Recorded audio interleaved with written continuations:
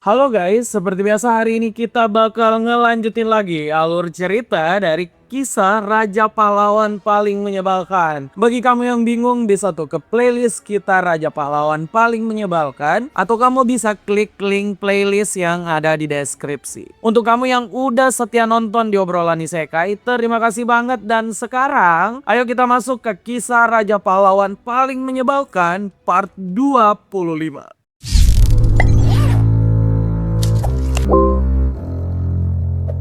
Di video sebelumnya, Kang Yosung tuh ngedapetin kabar yang sangat mencengangkan. Apalagi kalau bukan Swordmaster China yang jadi salah satu pahlawan umat manusia ternyata udah meninggal. Namun, ada yang janggal dari hilangnya nyawa pria tersebut. Pemerintah negeri tirai bambu itu mengeluarkan pengumuman kalau si Swordmaster China itu ngakhirin hidupnya sendiri setelah melakukan pengakuan tentang tindakan pengecutnya saat melawan Lord of Pestilence. Kang Yosung yang gundah tentang hal tersebut kemudian masuk ke dalam menara untuk membersihkan pikiran miliknya. Nah, siapa sangka nih kalau Kang Yosung yang awalnya cuma mau ngebersihin pikiran itu malah bertemu player berambut hijau di dalam menara. Pria ini secara mengejutkan menggunakan skill bahkan senjata dari Swordmaster China. Kang Yosung udah positif tuh. Pria yang di depannya inilah yang mengakhiri hidup dari Swordmaster China. Makanya Kang Yosung menerjang dengan semua yang dia punya. Biasanya Kang Yosung tuh langsung menang, tapi pria ini ternyata masih bisa bangkit lagi.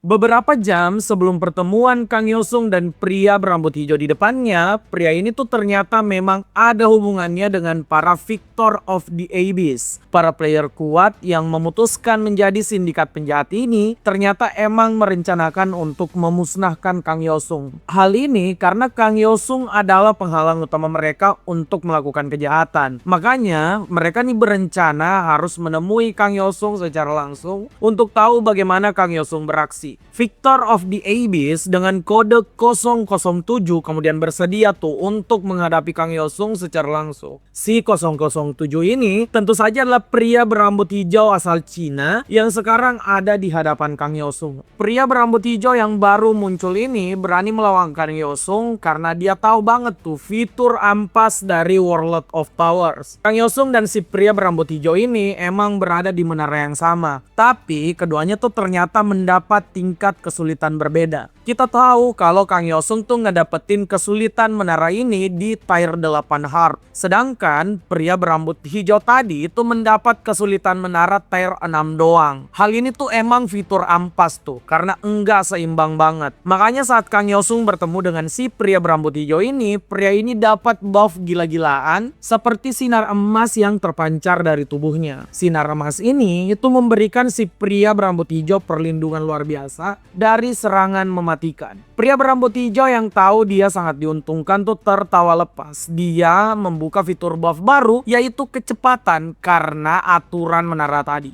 Kang Yosung yang coba menyerang pria ini dengan gerakan kedua dari teknik berpedang Heavenly Demon itu enggak efektif. Pria berambut hijau itu dengan mudah ngehindarin serangan Kang Yosung karena buff dari menara. Setelah menghindari serangan Kang Yosung, pria berambut hijau ini kemudian menyinggung tentang Swordmaster. Kang Yosung juga ikutan terpancing tuh dan menanyakan kenapa pria ini mengakhiri si Swordmaster. Pria tersebut itu mengakui kalau Swordmaster udah jadi boneka yang sekarang gak berguna. Jadi emang pantas tuh nyawanya diakhiri. Kang Yosung melanjutkan pertanyaannya dengan menanyakan siapa yang menentukan kalau Swordmaster tuh berguna atau enggak. Pria tadi nggak menjawab dengan benar dan bilang bos yang menentukan hal tersebut adalah sosok yang tidak pernah dibayangkan oleh Kang Yosung. Kang Yosung kemudian menanyakan apakah identitas bos yang pria ini maksud adalah si M atau salah satu yang lainnya dari Victor of the Abyss. Pria ini lagi-lagi enggak memberi jawaban pasti tentang hal itu dan malah pria ini bilang kalau dia akan menggaransi Kang Yosung berakhir menjadi Raja Pahlawan di kesempatan tersebut. Kang Yosung yang berada di dalam perisai es sambil bertanya tuh dia juga mulai ngubah item yang dia gunakan. Dari yang tadinya enggak bersenjata, Kang Yosung kemudian menggunakan Black Death. Saat Kang Yosung menerjang menggunakan Black Death, pria di depannya ini masih sempat tersenyum karena merasa buff yang diberikan menara itu cukup untuk membuat dia untuk menang. 5 detik kemudian, hal yang berbeda terjadi. Pria sombong yang dari tadi ngebacot ini itu udah terkapar dan dihancurkan oleh Kang Yosung. Ya meskipun pria ini tuh jelas-jelas enggak meninggal beneran. Dia cuma ditendang keluar dari dalam menara.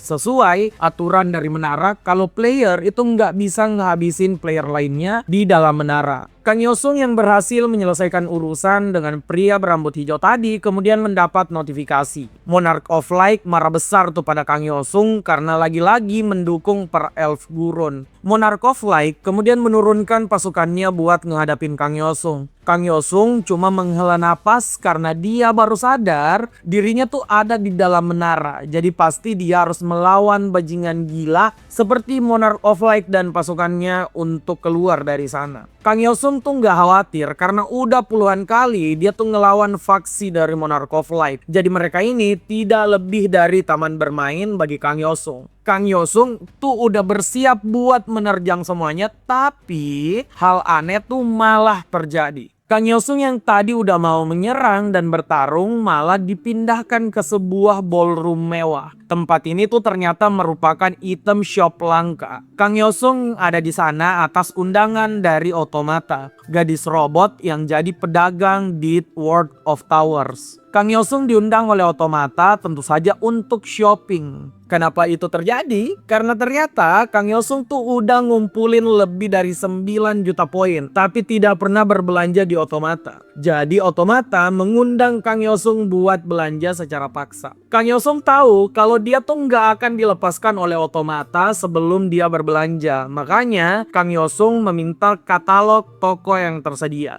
Kang Yosung memilih beberapa barang untuk dibeli. Lalu dia tertarik tuh dengan satu hal. Ada item yang bernama kunci mesin dengan tujuan yang enggak diketahui. Item ini itu menjadi item yang paling mahal yang dijual oleh Otomata, yaitu 5 juta poin dan punya syarat khusus, yaitu Kang Yosung harus ngedapetin izin pembelian dari Otomata. Kang Yosung kemudian menanyai Otomata tentang produk tersebut. Nah, Otomata untuk pertama kali nggak mau ngejual barang tuh pada Kang Yosung. Katanya kalau Kang Yosung ngebeli hal itu maka Kang Yosung bakal dalam bahaya. Kang Yosung yang ngedengerin itu makin penasaran dan juga curiga karena emang untuk pertama kali Otomata jadi aneh guys. Kang Yosung kemudian ngebujuk Otomata dengan bilang bakal membeli 2 kali gacha paket kartu skill yang selalu Otomata tawarkan. Ya dengan gini Otomata kemudian setuju, tapi dia tetap memperingatkan Kang Yosung tentang item itu misterius dan juga berbahaya.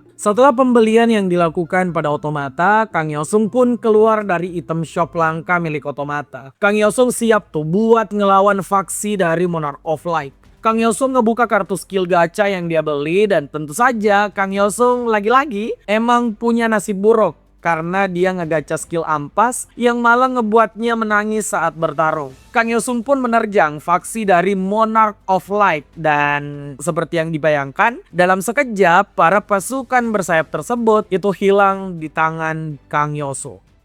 Kang Yosung yang telah menang dari pria berambut hijau tadi dan para faksi Monarch of Light telah kembali ke kerajaan para elf. Hari itu adalah hari yang sangat meriah. Syria itu telah memenangkan perang. Dia ditunjuk sebagai penguasa benua yang memerintah elf gurun dan juga manusia. Untung saja tuh Syria ini nggak menaruh dendam abadi pada manusia. Jadi dia cuma menginginkan satu hal, kehidupan harmonis antara para elf dan juga manusia. Keinginan Syria ini disambut dengan sangat-sangat meriah oleh semua orang termasuk Kang Yosung. Setelah acara penobatan Syria sebagai ratu benua dilakukan, nah malam harinya Kang Yosung dan Syria itu bertemu. Syria tuh mengaku kalau dia bisa jadi ratu karena keterlibatan Kang Yosung. Bukan cuma karena Kang Yosung begitu kuat dan bisa membereskan faksi dari Monarch of Light. Tapi Kang Yosung tuh juga memberikan gambaran keadilan sebenarnya pada Syria bahwa manusia itu bisa berpihak pada elf gurun. Makanya Syria tumbuh menjadi ratu yang tidak menaruh kebencian pada manusia karena Kang Yosung. Kang Yosung tuh sampai kaget karena anggapan Syria ini melihat Kang Yosung terlalu baik. Setelah pertemuan Kang Yosung dan Syria, akhirnya notifikasi menara muncul. Menara Tier 8 Heart Queen of the Conquest Tower telah selesai. Nah, Kang Yosung yang baru mengakhiri menara Tier 8 Heart dengan cerita epik tersebut kemudian tertegun karena dia tiba-tiba berada di ruang yang sangat asing. Kang Yosung cuma melihat tuh liontin milik Syria yang diberikan pada Kang Yosung.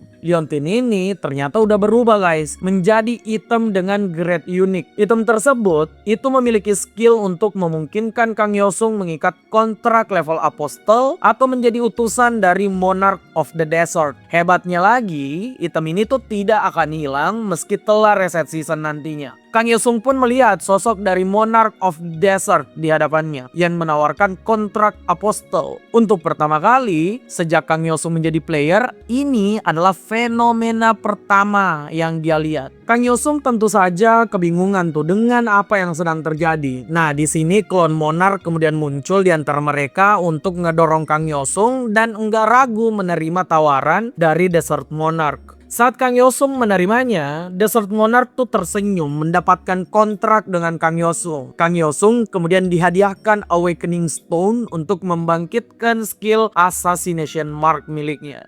Kang Yosung yang udah keluar dari menara sebenarnya penuh dengan pertanyaan. Dia penasaran banget tuh apa yang dikorbankan oleh Ratu Syria untuk menjadi seorang monark. Udah jelas tuh Desert Monarch tadi adalah Syria. Dan Kang Yosung tahu betul kalau buat menjadi monark pasti ada yang harus dikorbankan. Salah satu contohnya jelas Immortal Monarch yang mengorbankan seluruh kekaisaran miliknya. Ya tapi nggak ada juga tuh yang bisa ngejawab lebih jauh tentang rasa penasaran dari Kang Yosung. Jadi rasa penasarannya tuh harus ditutup begitu aja. Kang Yosung yang udah ada di rumahnya itu kemudian sadar kalau Blackie ada di depan komputer. Kang Yosung bertanya tuh apa yang sedang dilakukan kucing hitam tersebut. Nah ternyata Blackie lagi ngebacot guys di media sosial. Bukan karena ada yang meragukan Kang Yosung, tapi Blackie tuh ternyata nggak terima lebih banyak jumlah pecinta anjing daripada pecinta kucing. Ada kirain lakuin hal penting Blackie. Tapi bagi kamu gimana nih? Kamu masuk yang mana? Pecinta anjing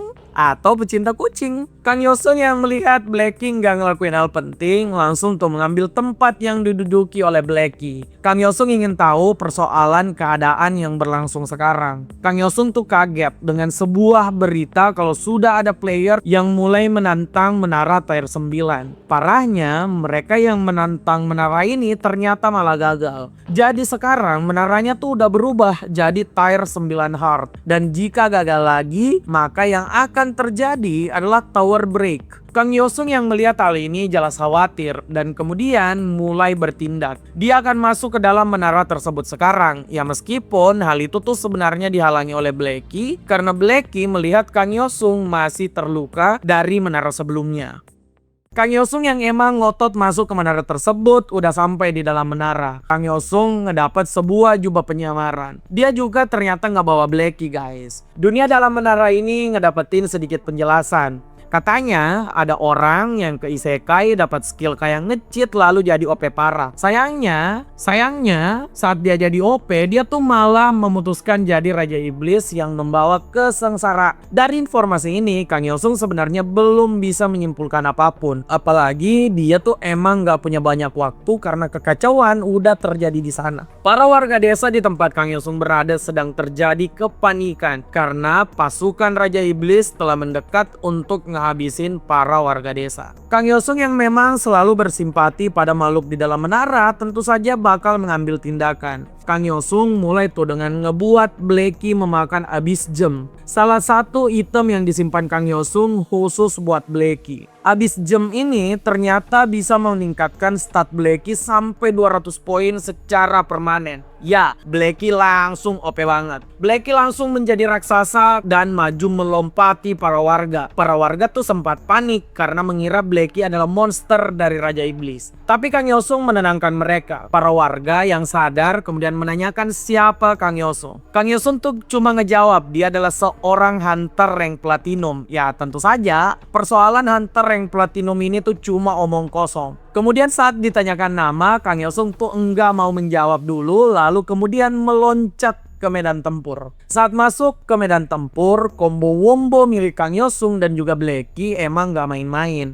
Mereka membereskan para monster dengan sangat mudah. Bahkan Kang Yosung masih sempat berteriak layaknya karakter anime isekai mengeluarkan jurus. Ya teriakannya tuh kayak jurus badai es. Nah kayak gitu tuh. Blackie yang melihat Kang Yosung makin hari makin konyol, merasa Kang Yosung tuh lebih dekat menjadi orang gila sekarang. Bukannya berhenti karena udah dianggap gila oleh Blackie, Kang Yosung terus melontarkan omong kosong. Sekarang dia tuh ngeprediksi apa yang akan terjadi ke depannya. Contohnya, dia ngeprediksi bakal ada pasukan berzirah yang datang. Kemudian Kang Yosung akan berbicara omong kosong dan bertarung dengan pasukan berzirah tersebut. Kang Yosung yang selesai dengan prediksinya, tiba-tiba betulan didatangi pasukan berzirah. Mereka kemudian menanyakan identitas dari Kang Yosung. Awalnya mereka tuh berterima kasih, jadi ingin tahu nama Kang Yosung, pahlawan yang telah menyelamatkan desa tersebut. Nah, Kang Yosung itu alih-alih menjawab dengan benar, dia malah melakukan omong kosong lagi. Dia memperkenalkan diri dengan nama Dark Frost Master. Nama ini tuh langsung ngebuat kepanikan guys. Para pasukan berzirah yang tadi kecil langsung pasang kuda-kuda untuk menyerang Kang Yosung. Nah ternyata mereka tuh sensitif dengan nama Dark Frost Master karena nama itu dianggap sebagai nama mata-mata dari Raja Iblis. Hal ini karena nama tersebut emang lumayan mirip dengan julukan Raja Iblis, yaitu Dark Hellfire Master. Kang Yosung yang diacungkan pedang oleh para pasukan berzirah hitam ini emang masih santai. Cuma Blackie itu yang udah emosi karena menurutnya Kang Yosung terlalu gegabah, selalu bicara omong kosong. Selain Blackie yang menyaksikan hal itu, aksi Kang Yosung ini juga dilihat oleh klon Monarch yang tertawa terbahak-bahak karena kontraktornya malah terjebak kondisi memalukan. Saat Kang Yosung bakal dihajar oleh para pasukan ini, kemudian satu sosok tidak terduga muncul dan memanggil Kang Yosung sebagai sang pahlawan. Dia adalah Saintess Elysia dari kerajaan Celestina, salah satu entitas menara yang pernah dibantu oleh Kang Yosung. Lalu apa yang terjadi saat Saintess muncul? Apa semuanya menjadi tenang? Nah, ternyata jawabannya adalah tidak. Beberapa pasukan yang ada di sana ternyata malah marah melihat Saintess mengenal Kang Yosung. Mereka menganggap Saintess memanggil orang luar lagi ke dunia mereka. Padahal Saintess tuh baru saja melakukan kesalahan fatal. Kesalahan fatal Saintess adalah dia jugalah yang memanggil orang luar yang ternyata sekarang tuh udah jadi Raja Iblis dan menimbulkan kesengsaraan.